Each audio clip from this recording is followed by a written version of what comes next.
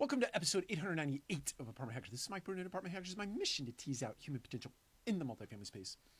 Just finished up reading an article that was written by Dom Beveridge at D2 Demand titled Taking Stock 9 Weeks into COVID-19. And full disclosure, I know Dom. We work with Dom. We're a client of D2.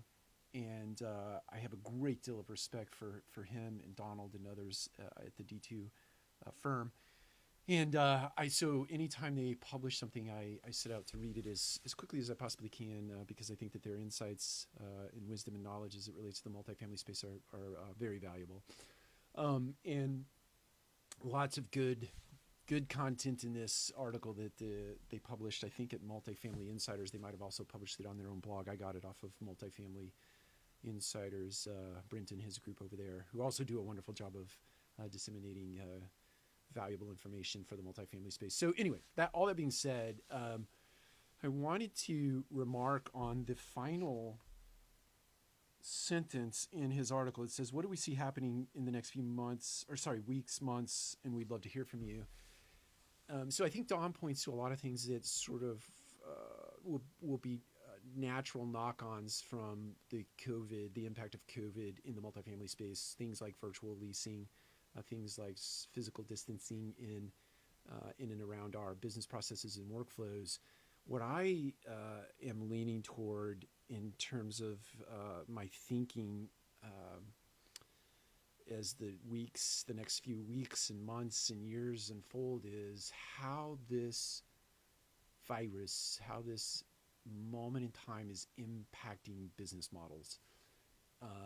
More specifically speaking, for the content of this video, is how this is going to impact traditional hierarchies in the way that organizations are governed. And I think that this moment in time is a perfect catalyst for moving toward a holacracy, something that was set in place many years ago by Tony Heish, I think that's how you say his last name, at Zappos. And he put a holacracy in place many years ago. The essence being that your organization is really governed by project work and self-organizing efforts put forth to make those projects come true, all part of certainly a larger vision, a larger mission, but it's not governed by a traditional top-down hierarchy where you have a head and a bunch of downlines or downstreams or certain or various departments within the organization, but rather you have projects that are organized sort of in a circle, and if you're attracted by way of passion and or the want and desire to learn, you migrate to a project as opposed to working in a silo like we were all traditionally, programmed to behave. And I think this moment in time is a perfect opportunity to introduce at least the framework for holacracy in your organization. Some people refer to it as socialocracy, but a holacracy, introducing the concepts, the principles, the framework, and starting to work yourself toward that. Because I truly believe in my heart of hearts that a traditional hierarchy will be a thing of the past, and it will probably be a thing of the past sooner than you might think.